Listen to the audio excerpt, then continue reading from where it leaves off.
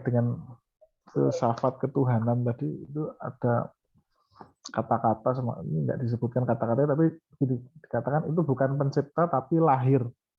Nah, itu gimana Pak?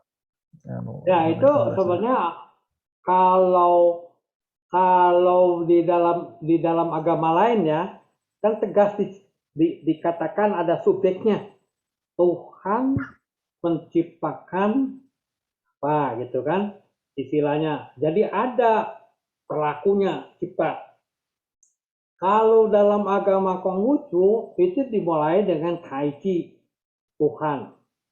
Tuhan itu tidak mencipta, tapi dia seperti apa itu mengubah dirinya menjadi dua kutub. Ya, nanti dua kutub menjadi empat peta. Ya, dua kutub itu apa? Kadang-kadang jadi Qian-Kun. Qian itu nama-nama trigram sih. Nah, kemudian ada heksagram juga. Kadang-kadang menjadi langit dan bumi. Kemudian berubah juga dari apa? Kadang-kadang jadi sesuai dengan pekerjaannya ya. Yin yang. Nah, yin yang itulah yang terus bergerak, diam, bergerak, diam. Selama bergerak diam itu timbul perubahan peleburan istilahnya itu ya. Kalau dia kalau timbul makhluk baru atau timbul kelahiran baru ya, itu namanya peleburan. Tapi kalau makhluk itu kemudian berubah-berubah di alam semesta disebutnya perubahan. Jadi digerakkan bukan oleh Tuhan langsung, tapi tenaga-tenaga yang diturunkan dari Tuhan. Makanya bukan penciptaan karena apa itu tidak ada subjeknya. Ya, subjeknya itu ya tenaga atau orang biasanya nyebutnya chi. Ya, Nandoa semangat kekuatan chi itu sering menjadi kekuatan itu yin yang. Jadi yang mau melahirkan alam semesta itu yin yang. Ya memang itu kekuatan dari Tuhan, tapi bukan Tuhan personalnya yang bekerja. Kira-kira melahirkan dengan menciptakan itu bedanya di situ. Ya, terima kasih Pak Suyen atas tanggapannya. Jadi kalau tidak menjawab, ya, mudah-mudahan bisa menjawab. kurang jelas. Karena kita mesti mengikuti secara lebih dalam apa itu konsep dari yin yang itu sendiri. Ya, terima kasih. Jika teman-teman di sini ada yang ingin bertanya secara langsung, bisa menggunakan fitur raise hand ya. Dan jika ada yang ingin bertanya via chat juga, nanti saya bacakan. Ini ada yang bertanya via chat lagi. Saya bacakan. Dari Bella Vita Lado ya. Jadi pertanyaannya gini. Kira-kira pengajaran yang sentral dari agama Konghucu itu apa ya Pak? Terima kasih. Oh iya tadi sudah disebutkan ada berbakti ya, itu kan ada watak sejati manusia. Jadi waktu dilahirkan watak sejati itu semuanya sama ya. Ada yang katakan waktu manusia dilahirkan watak sejatinya baik. Itu banyak filsuf juga yang mengatakan begitu ya. Manusia itu lahir dalam keadaan suci, bersih, polos. Watak sejati itu saya udah tadi terjemahkan, bisa jiwa, bisa pikiran, bisa hati ya. Kalau bahasa-bahasa yang lebih gampang dimengertinya lah. Kalau orang dengar watak sejati itu cari di kamus juga nggak ada, itu kan istilah teknis agama. Ya kalau kita mengatakan belajar ilmu jiwa, itu juga mungkin jiwa. Jadi nanti mungkin disebut watak sejati itu katanya jiwa, makanya timbul istilah jiwa. Kemudian kalau Wang Yang Min zaman dinasti Ming, logika itu berarti berhubungan dengan pikiran. Nah dalam agama Konghucu yang dulu yang disebut watak sejati itu meskipun istilahnya dari sin ya hati, tapi sebenarnya hati dan pikiran. Ketika manusia belajar, ada kebiasaan di tempatnya, itu kan watak sejati itu berubah-berubah, berbeda-beda. Ada yang baik, ada yang buruk, semuanya relativisme. Baik itu buat apa, buruk itu buat apa. Nah tujuan manusia, tujuan agama itu adalah mengembalikan manusia ke watak sejatinya. Jadi ada ajaran-ajaran moral kalau kita sebutkan. Nah, kemudian tadi bakti ya, tentang watak sejati. Kemudian juga tentang usaha manusia sendiri. Ya, kalau agama lain mungkin, Tuhan berikan aku kecerdasan, berikan aku kekuatan, beri. Jadi kalau saya mau bepergian, saya berdoa. Ya, Tuhan jaga lindungi saya dalam perjalanan. Nah, dalam agama Konghucu, berdoa kepada Tuhan itu perlu, tapi yang paling penting itu yang harus dijadikan sandarannya itu kepercayaan pada diri kepada diri sendiri ya. Kemudian tadi ajaran Tuhan, 4 kebajikan, Bien Hong Li Chen. Kalau di dalam kitab Mengte namanya Jen I Li Tse. Cinta kasih, kebenaran, kesusilaan, kebijaksanaan, yaitu saja yang dikembangkan untuk mencapai kembali, mendapatkan kembali watak sejatinya. Nah, di dalam sejarah agama Konghucu ada beberapa tokoh yang disebut sudah menemukan kembali watak sejatinya. Yang pertama itu Chou Wenbang, itu pendiri raja dinasti Chou. Ya, itu karena kebajikannya itulah. Ya. Kemudian yang kedua itu murid Nabi Kungzi, namanya Yan Hui. Maka disebut Fuseng. Artinya orang suci yang sudah mengembalikan watak sejatinya. Kemudian ada Susi, ada Wang Yangming. Nah, tokoh-tokoh ini dibuat timsidnya atau patungnya. Itu ditempatkan di ruang utama di main hall daripada Kung Miao atau kelenteng Konghucu di Cifu. Itu pusat dari peribadatan Konghucu di seluruh dunia. Di Cifu itu dulu kota tempat kelahiran Konghucu. Sekarang ada yang lebih kecil lagi, sebenarnya lahirnya di Nisan, di Gunung Ni.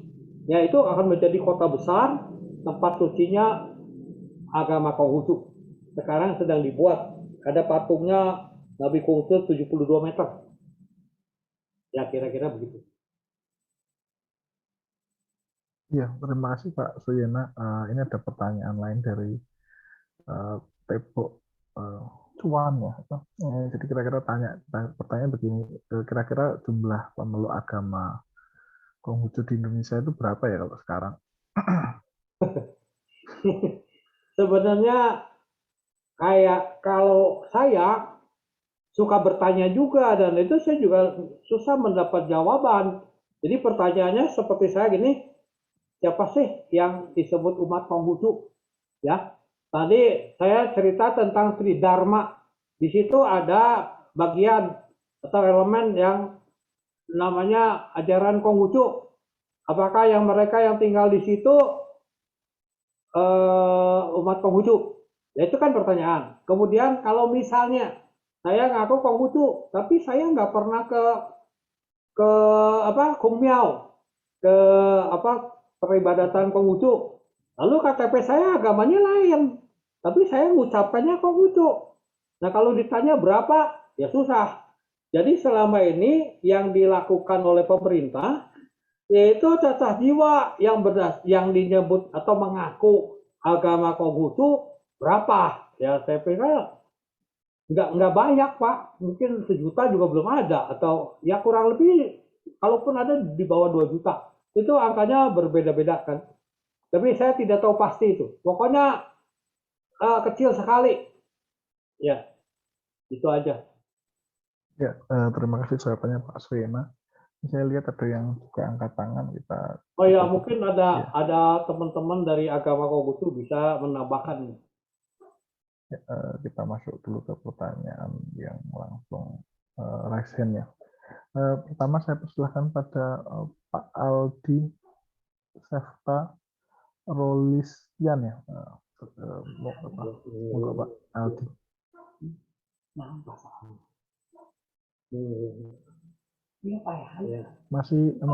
Masih mute Pak. Itu nanya. Gimana? Selamat malam Pak. Ya, selamat malam Pak. Ya masih tadi itu menarik sekali. Saya dari psikologi mau menanyakan tentang kejiwaan yang sehat. Kan di situ juga mirip seperti Carl Jung, yang seperti mirip teorinya Karen Horney, dan di sana kejiwaan yang sehat menurut filsafat dan agama Konghucu ini bagaimana? Jiwa yang sehatnya, Pak. Yang sehat. Iya. Sebelumnya gini, Pak. Kalau di agama Islam kan kayak apa sih? Insan kamil, kayak gitulah. Iya. Ya, gitu aja, Pak. Yuk. Sebelumnya, ya. Di dalam agama Konghucu itu kuat sekali istilah relativisme. Ya, itu kan kita tadi belajar, saya cerita banyak tentang kita perubahan icing. Apa sih yang berubah? Apapun pendapat manusia, apakah keadaan manusia, ya, itu selalu menyesuaikan diri dengan waktu, dengan tempat, dan hubungan interpersonal. Jadi manusia itu selalu berubah-berubah. Jadi kalau mereka tuh waktunya di situ kan ada 4 musim. Ya kalau kita juga mungkin siang dengan sore, pikiran manusia kan suka berubah juga. Ya, jadi ada perubahan yin yang. Yin dengan yang selalu ada bersama. Tapi tidak mungkin ada yin tanpa yang gitu. Jadi nanti ranahnya bisa besar kecil, selalu begitu terus. Jadi manusia juga seperti begitu berubah-berubah. Nah, salah satu kitabnya tadi Jalan Tengah Sempurna. Nah, itu kita belajar dari apa? Istilahnya apa? Aslinya kan Chung Yung ya. Tengah Sempurna itu disebut ya ada dua kutub ya, yang tuan istilahnya, dua sisi. Ring, misalnya saya makan obat ya. Itu tiap orang, tiap waktu, tiap tempat juga berubah-berubah. Tapi kalau selama dia masih dalam satu ring, ya itu zamannya dia sehat. Gitu. Kalau di luar itu namanya sesat. Jadi kalau orang ada marah, ada apa? Ada gembira, ada marah, ada sedih, ada seneng. Ya. Nah, yang sehat itu yang mana? Yang itu yang berada di dalam ini, ranah ini, dua kutub ini, dua titik ini. Di luar itu orang seneng berlebihan, nah historis juga. Orang sedih berlebihan, jadi penyakit juga. Jadi itu istilahnya kalau kita belajar Chung Yung, yang sehat ini juga setiap waktu, setiap tempat, setiap hubungan antar manusia berubah. Misalnya marah. Kalau saya marah kepada murid saya, anak, ya saya marahnya leluasa. Tapi kepada orang tua saya, apakah saya harus marah? Tunggu waktu yang tepat. Harus tepat, yang bijak, yang baik. Sehingga saya bisa menasehati orang tua, bisa bicara, berdialog. Caranya juga lain. Saya di kantor dengan bos saya, dengan bawahan saya, marahnya lain. Nah, tingkat kesehatannya itu ukurannya buat tiap orang, tiap community, tiap negara itu selalu berbeda. Nah, siapa yang menentukan? Ya orangnya masing-masing. Karena agama Konghucu itu seperti tadi katakan, pelaksananya itu tergantung kepada masing-masing. Agama memberikan pedoman, pedoman perilaku, pedoman bersikap, pedoman bertutur kata, pedoman sopan santun, pedoman ritual. Saya ingin sembahyang kepada orang tua saya tiap hari, boleh tidak? Boleh. Tiap bulan sekali boleh tidak? Boleh. Tiap tahun boleh tidak? Tidak sama sekali. Tidak ada larangan. Merasa sendiri sehat. Jadi ya mungkin dalam psikologi ya ujung-ujungnya merasa sendiri. Sudah nyaman belum jiwanya? Jadi itu kira-kira Pak. Ya. Oh ya, baik. Terima kasih Pak. Iya. Ya, terima kasih tanggapannya Pak Suyena. Sebelum kita masuk ke Pak Semi, ini ada pertanyaan dari Pak Anton Jaya. Jadi dia ingin bertanya soal yin yang itu bukankah hanya ada pada Taoisme gitu, yin yang atau yin yang, atau ada pada Konfusianisme juga. Oh, tapi seperti saya tadi jelaskan ya, itu asalnya kan ada buku namanya Chou Yi, waktu kerajaan Chou. Sudah itu kan aliran-aliran itu kan memperdebatkan pelaksanaan dari Chou Yi, ya. Jadi aliran Tao ya sama, semua sumbernya dari Chou Yi itu, kitab perubahan yang sebelum ditafsirkan oleh Nabi Kungti. Jadi di situ sudah ada yin yang. Jadi Konghucu, Taoisme, ada legalisme, semuanya berpedoman pada Chou Yi. Itu apa itu kitab yang ditulis oleh Chou Benbang dan anaknya itu, Chou Kung. Jadi itu yin yang itu niscaya bagi setiap aliran pun, aliran apapun pasti ada. Nah, sekarang ditanya, kalau ajaran Buddha ada tidak? Nah kan bukan berasal dari Tiongkok, masuknya aja zaman dinasti Han. Nah kalau mau tahu jawaban itu, silakan masuk ke YouTube. Agama Buddha di Taiwan, dia ngajarin I Ching, ngajarin Yin Yang, gitu. Jadi kok ada ya? Ya bisa saja pakai bahasa seperti itu. Yang penting mereka tujuan agamanya tercapai. Nah kalau tadi tahu mengatakan ada, ya memang ada. Kalau Konghucu, ya lihat aja kitabnya, pasti ada. Saya banyak belajar tentang yin yang karena makin banyak belajar, makin terasa kita tidak tahu. Itu filsafat ilmu kan begitu. Ya, makasih Pak. Ya, terima kasih jawabannya Pak Suyena. Sekarang saya persilahkan Pak Semi untuk memberikan pertanyaan secara langsung. Monggo Pak Semi. Terima kasih kesempatannya, Dr. Lausat. Terima kasih. Ya. Ada banyak hal yang saya dapatkan luar biasa, terutama untuk ajaran dan etika yang luar biasa. Bagaimana tidak putus asa dalam berjuang untuk mencapai sesuatu, kemudian hidup rukun dan yang lain. Tapi tadi ada beberapa hal yang mungkin perlu saya tanyakan. Yang pertama, tadi Bapak langsung menjelaskan bahwa ada beberapa materi yang tidak termasuk, padahal itu yang biasa kami lihat dalam kehidupan saudara-saudara dari Tionghoa. Jadi misalnya Feng Shui, Sio-Sio, zodiak itu ternyata tidak masuk di dalam materi ajaran dari Konghucu.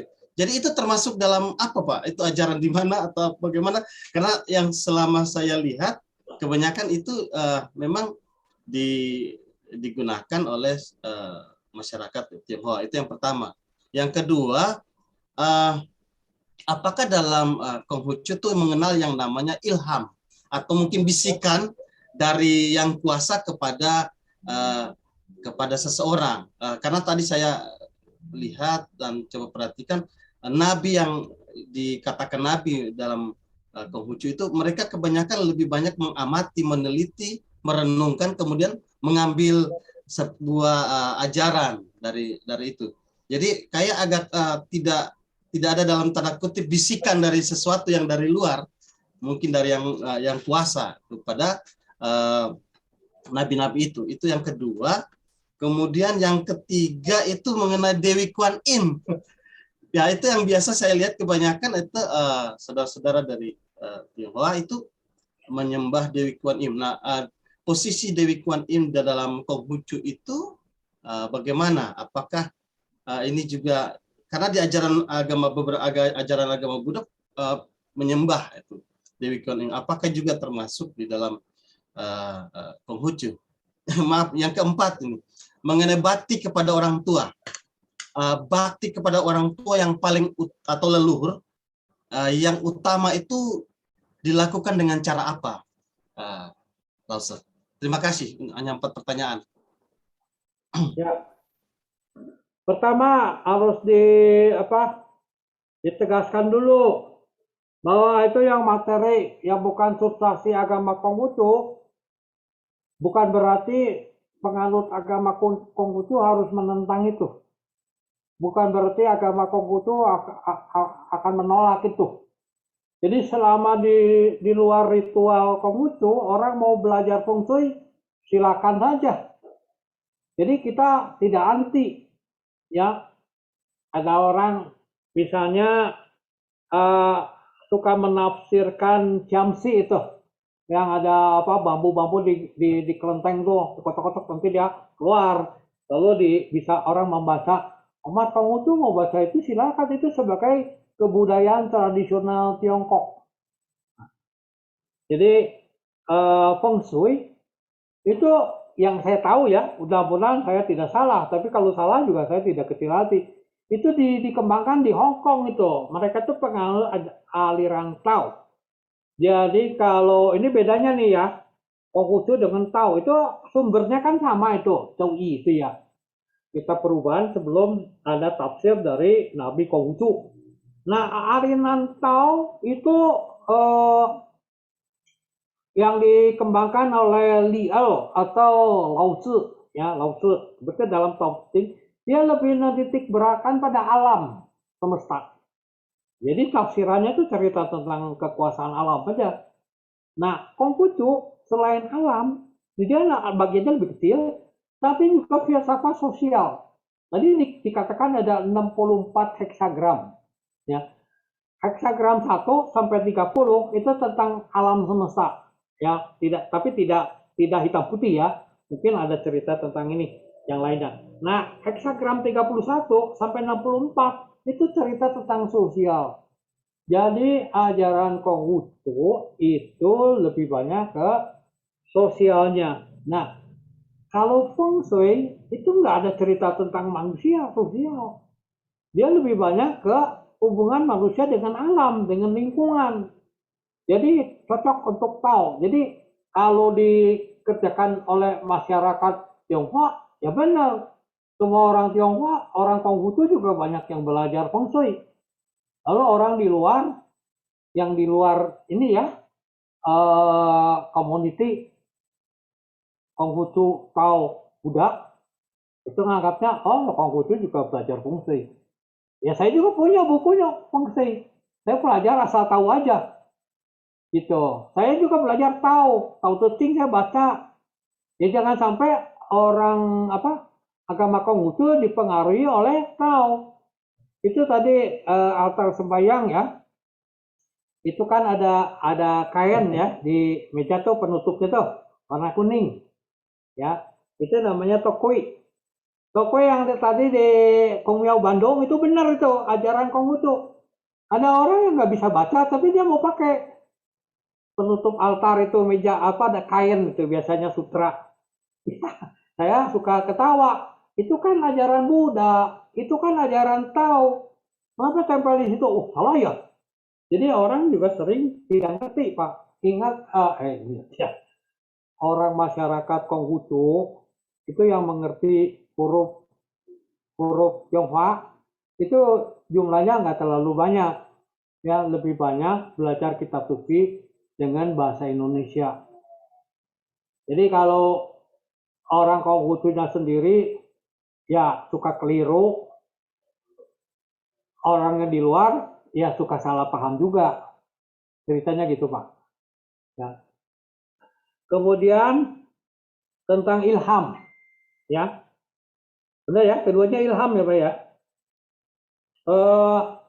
Kalau ini ceritanya gini, kalau orang Konghucu itu yang dapat ilham itu, ya, itu tidak pernah ada. Yang ada itu dapatkan ini dari langsung, namanya buku tanpa surat dari Tuhan. Yaitu tadi Kethu Losu. Itu hanya itu. Tuhan tidak pernah bicara kepada manusia. Tuhan mengatur alam. Apakah Tuhan bicara? Itu pertanyaan Nabi Konghucu. Ya, wah kalau ini ada murid belajar kepada Konghucu. Kata Nabi, saya ingin tidak usah bicara lagi. Wah, kalau saya tidak bicara, bagaimana? Kalau guru tidak bicara, bagaimana saya belajar? Tuhan bicara tidak mengatur alam harus begini begitu, kan alam teratur sendiri. Manusia itu belajarnya umat Konghucu, perintahnya itu belajar sendiri. Tadi disebutkan kalau sudah disebutkan satu sudut, diberitahu satu sudut, harus mencari 3 sudut yang lainnya.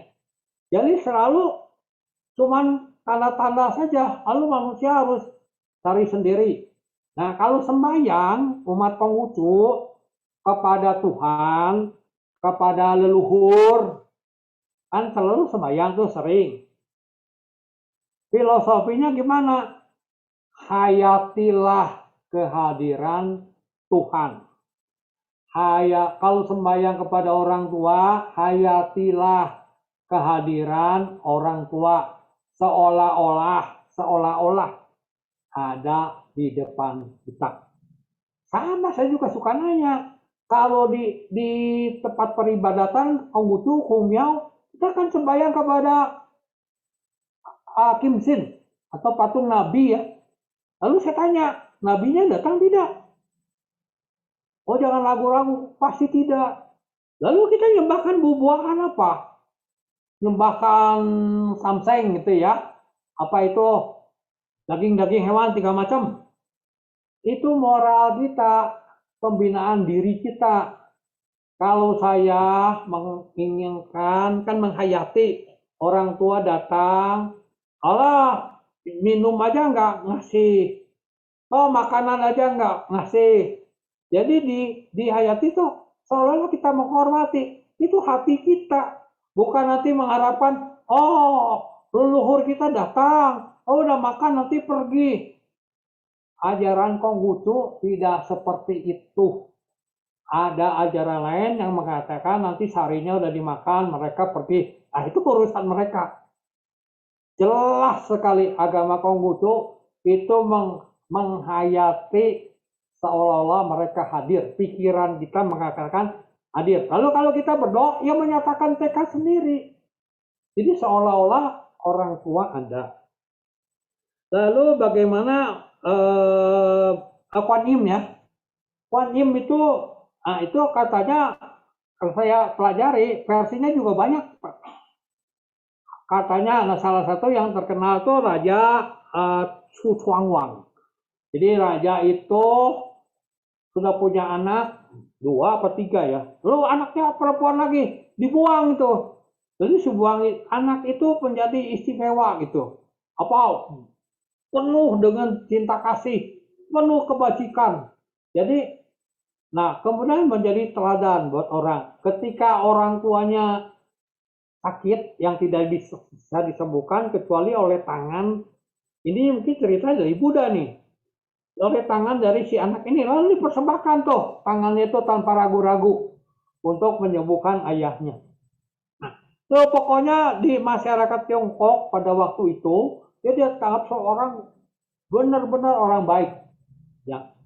Nah, orang Buddha menganggap itu ini cocok dengan apa itu Siddhartha Gautama nih. Dia dijadikan oleh masyarakat Tionghoa ya. Dan itu pun menurut saya ya, di sebelah timur Tiongkok dijadikan Dewi Kuan Yin. Sebenarnya bukan Dewi, Pak. Dia itu bodhisattva atau apa ya, Sakyamuni. Jadi Sakyamuni atau pembawa sifat-sifat dari Siddhartha Gautama lah. Ya, dan memang itu disembah karena waktu hidup juga bisa menyembuhkan orang, bisa menolong orang. Jadi istilahnya welas asih. Itu Buddha. Nah, Konghucu bagaimana? Konghucu selalu menghargai orang yang baik, orang berjasa, disebutnya orang besar. Nah, contohnya di Indonesia itu Gus Dur. Kalau Bapak ke Semarang, saya juga belum sempat studi sih. Itu dijadikan satu tempat altar. Itu yang disembayangnya Gus Dur ada. Di Lasem juga ada tuh, kelentengnya tuh. Ada sembayang terhadap Raden Panji siapa tuh. Itu yang bersama-sama orang Tionghoa memberontak kepada orang Belanda. Lalu dianggap orang Senin istilahnya tuh, roh suci ya. Nah, jadi di Indonesia aja ada, kita bisa lihat. Nah, waktu dulu karena Kuan Yin itu udah putri raja, namanya si Miao San, lalu orangnya belas kasih membela rakyat, lalu orang rakyat juga disembah. Orang Konghucu itu juga menyembayangi mereka. Kemudian ada Kuan Kong, Dewan Perang, Dewa apa penjunjung kesetiaan, kebenaran. Ya sama juga ada kelenteng atau rumah ibadah Konghucu, Kumiao, yang mereka tuh memelihara kimsin mereka lalu disembayangi. Jadi Kuan Yin itu di dalam Konghucu dan Buddha sama-sama disembah ya, sama-sama disembah, tapi pikiran manusianya berbeda. Nah kalau kita ke Tiongkok Barat, saya pernah ke Jinan, Kuan Yin itu nggak ada, pilihan dari timur aja. Apakah benar aja? Belum pasti benar, tapi pengalaman saya dalam waktu singkat. Nah itu tentang Kuan Yin. Lalu bakti kepada orang tua seperti apa? Ya kalau selama hidup itu yang paling penting tuh hormat. Jadi bukan apa istilahnya cukup makan, cukup rumah, kasih makan, kasih pakaian yang lengkap. Kalau perlu sekarang kasih rekreasi, kasih uang yang cukup. Tapi orangnya nggak pernah datang. Nah itu bukan berbakti tuh. Jadi yang perlunya hormat itu ya kalau orang tuanya apa? Kalau sehari menjelang tahun baru Imlek itu ada makan acara keluarga. Sebenarnya kan menghormati keluarga itu menghormati orang tua. Kalau orang sudah tidak ada ya keluarga, jadi ada. Tapi jangan sampai itu cuma apa pemenuhan materi. Yang kedua itu nama baik apa menjaga nama baik keluarga marga. Ya. Makanya kalau dalam bisnis ya kalau perusahaan mau bangkrut kita beli jangan. Wah, ada yang mengatakan orang yang individualis gitu ya. Ya beli aja, terus prospeknya juga bagus. Kita nanti rekayasa bisnis, re-engineering, dia akan menjadi perusahaan yang maju. Tapi kalau ada yang sebagian, wah kalau nama saya jatuh mengelola bisnis seperti itu, risikonya besar. Berarti keluarga saya juga akan tercemar. Dia tidak akan mau. Nah itu pengambilan keputusan bisnis dalam apa? Ada penelitian ya untuk orang Konghucu dengan orang Barat itu ternyata beda. Individualis. Saya yang mengelola perusahaan bangkrut ya tanggung jawab saya sendiri. Tidak ada hubungan dengan keluarga. Dalam agama Konghucu selalu ada hubungan perilaku anak terhadap orang tuanya. Kalau anaknya berutang, orang tuanya biasanya bayar. Kalau orang tuanya berutang dan meninggal, anaknya bayar. Karena itu menjunjung apa nama baik keluarga, bukan hanya keluarga tapi marga. Jadi itulah bakti yang dua yang itu, tapi yang lain sih banyak. Itu aja. Ya, terima kasih jawabannya Pak Suyena. Ini ada pertanyaan di chat, saya rangkum aja Pak supaya bisa cepat dijawab karena waktunya sudah mepet. Jadi ada pertanyaan dari Satria, apakah ada konsep dosa di dalam Konfusianisme? Dan dari Effendi ada pertanyaan, apakah Tuhan dalam Konfusianisme itu personal atau impersonal? Berikutnya ada pertanyaan dari Abilau, apakah ada ukuran baik dan buruk yang mutlak di dalam agama Konfusianisme itu? Yang keempat ada pertanyaan dari Pak Lapian ya. Jadi pertanyaannya, apakah Konfusianisme itu menekankan pada self-centrisme, jadi diri sendiri itu sebagai sumber utama keseimbangan kehidupan. Dan yang terakhir dari Mas Wadio Pasaribu ini pertanyaannya begini, ajaran Mengse itu seperti apa ya? Karena katanya dia adalah murid utama dari Konfusius ya. Dan yang kedua, apakah perbedaan fundamental antara Taoisme dengan Konfusianisme? Dan katanya begini, katanya apakah benar tuh masyarakat Tionghoa itu kalau siang hari itu menjadi Konfusianisme, kalau malam hari itu menjadi Taoisme? Apakah betul seperti itu? Mungkin itu pertanyaan Pak. Ya, terima kasih pertanyaannya teman-teman. Yang pertama dosa. Ya, agama Konghucu tidak pernah membicarakan tentang surga neraka. Mungkin baru lagi nih buat Bapak itu. Tidak ada cerita surga neraka. Jadi tujuan agama Konghucu bukan untuk mencapai moksa atau nirwana, lalu menghindari neraka gitu. Makanya konsep dosa itu tidak ada. Lalu tujuannya apa? Ya menjadi susilawan. Mungkin dari agama lain istilahnya insan kamil. Jadi manusia yang sempurna, yang baik budi pekertinya, yang kembali ke watak sejati. Yang tadi saya katakan itu ya. Jadi kalau istilah dosa atau tidak ada yang saya baca dalam kitab Sabda Suci itu hanya satu kali kata dosa. Jadi menurut saya terjemahannya juga mungkin nggak tepat. Mestinya itu kesalahan besar kalau lihat bahasa aslinya. Jadi kalau istilah dosa itunya sakral, ritual. Jadi nanti pertanggungjawabannya kepada Tuhan. Jadi ya menurut saya ya tidak ada. Kemudian yang pertanyaan kedua, aduh Pak, bisa diulang nggak ini?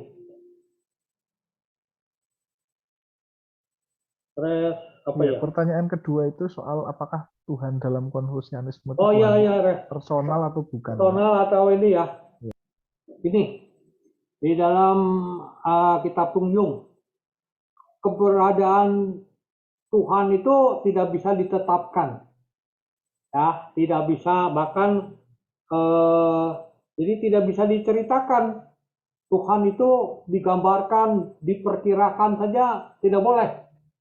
Nah, makanya kalau tadi kita bicara tentang Tai Chi sebagai awal dari kausa prima, itu hanya sekali huruf itu Tai Chi itu. Ya kita mengatakan paha pencipta, sifat-sifatnya yang diceritakan. Jadi Tai Chi itu apa? Belum pernah saya mendapat uraian. Saya padahal ingin tahu, ingin juga menulis Tai Chi itu apa ya? Tapi nggak ada selain perkataan itulah yang kemudian menurunkan Chen Kuo, Maha Pencipta, yaitu tidak ada. Nah, mungkin di dalam Tao Te Ching itu ada namanya uci, katanya dulunya sama, istilahnya beda. Bukan ranah saya, Pak. Jadi Tuhan itu tidak bisa diperkirakan, tidak bisa ditetapkan. Jadi kalau tanya saya, salah kalau saya jawab. Ya maaf, ya, imannya seperti itu. Yang ketiga, ukuran baik buruk ya. Ukuran baik buruk. Baik buruk yang mutlak. Wah, yang mutlak tidak ada. Tadi saya sudah katakan bahwa agama Konghucu itu penuh dengan relativisme. Di dalam salah satu kitabnya Tung Yung atau tengah sempurna. Jadi manusia itu di tengah. Nah, tengah ini bukan berarti titik tengah di antara dua ujung, ya. Bisa fleksibel, bisa besar ke sana, bisa ke sini. Yin yang itu bisa yinnya kecil, bisa yangnya besar. Tergantung situasinya. Nah, sebagai gambaran, Pak, ya, kalau saya kan dilahirkan laki-laki, ya, itu katanya yang laki-laki. Tapi di dalam diri saya itu ada sifat perempuan, namanya yin. Yangnya besar, yinnya kecil. Nah, kalau saya katakan saya ini laki-laki sejati, artinya 100% yang, itu menyalahi kodrat, ya. Nah, ini sifat saya ada. Kalau saya melakukan tindakan benar salah, waduh, nyesel. Itu laci. Nah, apa itu? Siung. Nyesel, saya salah. Jadi, misalnya saya dagang ya. Saya beli barang ini. Belinya 10. Perkiraan saya ya lakunya 10. Dalam waktu sehari. Ternyata 5 menit sudah habis. Saya mengatakan saya salah. Ya, kenapa saya cuma beli 10? Mestinya banyak kan barangnya beli. Oh, ini namanya nahas.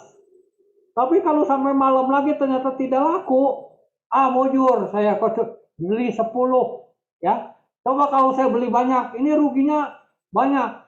Jadi benar salahnya itu ya kan bergantung dari orang lain juga atau dari kondisinya itu. Jadi apa itu? Waktu, tempat, orang yang menentukan. Kalau saya mau nulis WA, mau maki orang, sudah saya mau send gitu kan. Waduh, sebelum saya send, itunya mati lampu, mati baterainya habis. Kurang ajar ini, ya. Udah saya periksa lagi, saya hidupkan hidup lagi, ternyata banyak kata yang salah. Untung mati lampu tuh. Jadi benar mutlaknya juga tidak ada salah. Ternyata beda waktu sedikit aja, pikiran saya sudah berubah, lalu benar salah juga berubah.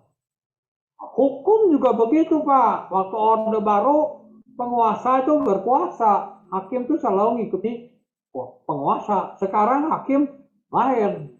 Ya. Jadi ini dulu ada perkawinan agama Konghucu Pak, yang tidak dicatatkan di catatan sipil. Orang menggugat ke PT UN zaman Soeharto, kalah. Ke Pengadilan Tinggi Tata Usaha Negara, kalah. Sudah itu Soeharto lengser, ada Gus Dur. Diputus di Mahkamah Agung apa? Menang. Ya benar salahnya gimana? Tergantung penguasa. Kalau penguasanya Soeharto ya salah saya. Tapi kalau penguasanya Gus Dur, saya benar. Mana kebenaran mutlak? Dalam sejarah, atau mungkin filsafat juga gitu ya. Tidak ada kebenaran yang mutlak. Bahkan satu-satunya kebenaran itu kalimat kebenaran itu tidak ada. Itulah kebenaran. Orang selalu ragu-ragu kecuali satu, bahwa saya dalam keadaan ragu-ragu. Itu yang tidak saya ragukan. Jadi ya kita berfilsafat barat juga sama. Nggak susah mengertinya. Lalu berikutnya diri sendiri, ini cerita apa ya? Sorry Pak, yang keempat apa ya? Apakah Konfusianisme itu self-centrisme, jadi memusatkan pada diri sendiri sebagai keseimbangan kehidupan dan semesta gitu. Kalau Konghucu itu pertama dia mengabdi ya kepada keluarga. Jadi yang disebut individualis itu tidak ada. Paling pertama itu harus keutuhan keluarga. Meskipun dimulai dengan membina diri sendiri, mengimankan tekad, harus meneliti tiap perkara, lalu menyempurnakan pengetahuan.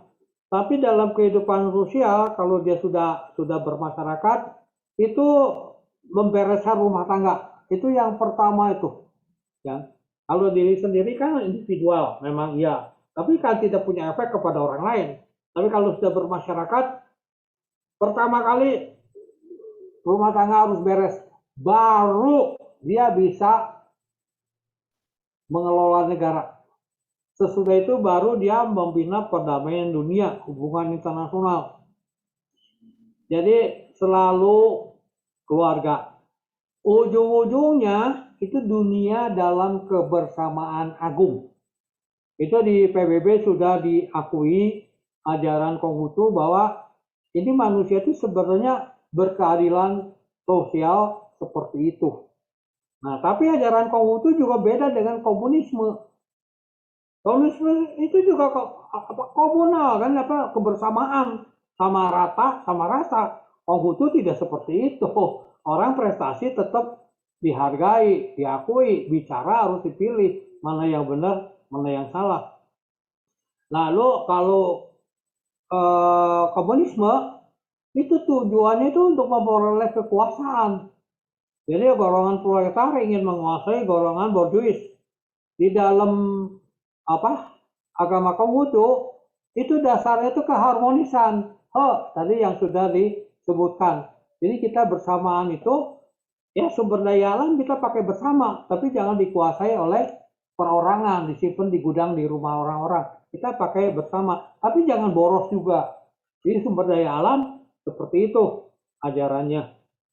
Jadi tentu saja secara bertahap dilihat juga waktunya, tempatnya, hubungan antar manusia, di mana kita harus mendahulukan yang mana.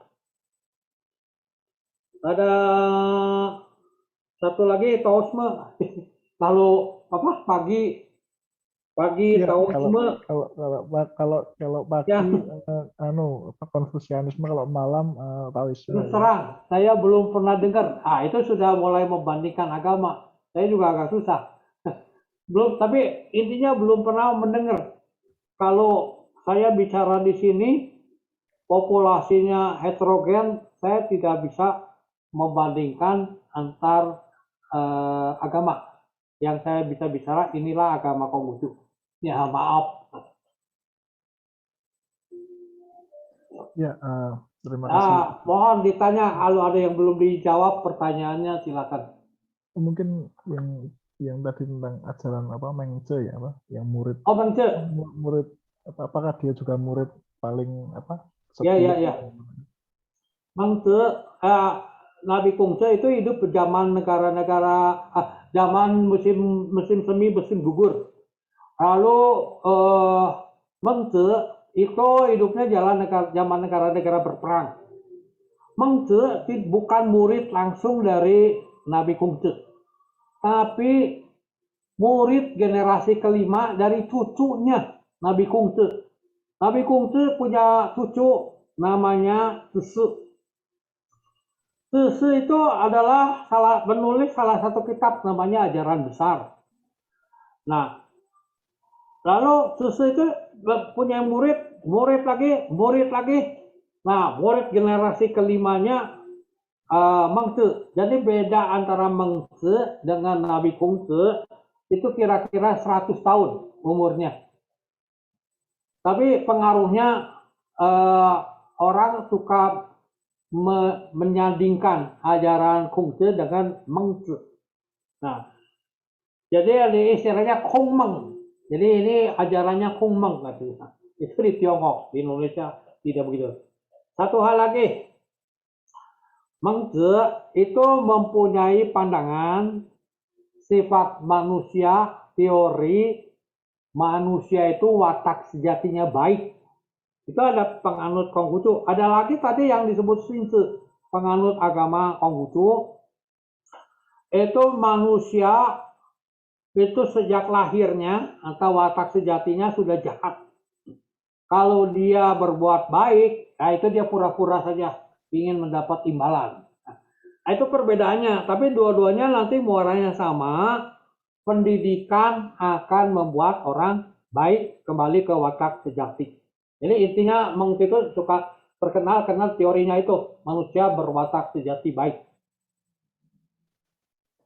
Ya, terima kasih Pak Suyana atas jawaban-jawabannya.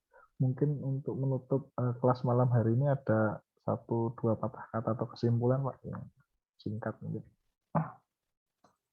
Terima kasih. Sebenarnya agama Konghucu di Indonesia itu ya disebut perkembangannya juga ini masih terus harus banyak dibenahi.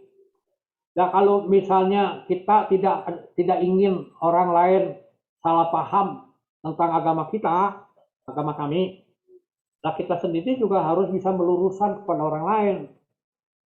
Jangan ada orang Konghucu juga mempelajari atau mengembangkan ajaran yang tadi yang disebut substansi yang di luar agama Konghucu. Nah, itu akan jadi apa itu stereotip, ciri-ciri orang Tionghoa ya begitu. Orang Tionghoa itu Konghucu. Jadi kalau orang ada menyebut orang Tionghoa itu semuanya dianggap Konghucu karena orang Tionghoa itu tidak tahu bahwa ada komunitas Buddha yang kebaktiannya pakai bahasa Tionghoa. Lalu dia ada vihara, ya. Kelenteng yang zaman dulu itu sudah banyak yang berwarna kuning, ya. Dulunya merah, sekarang kuning, ya. Karena ajarannya jadi Tridharma, agama juga bukan. ada Konghucu di situ. Jadi orang menyebut itu Konghucu.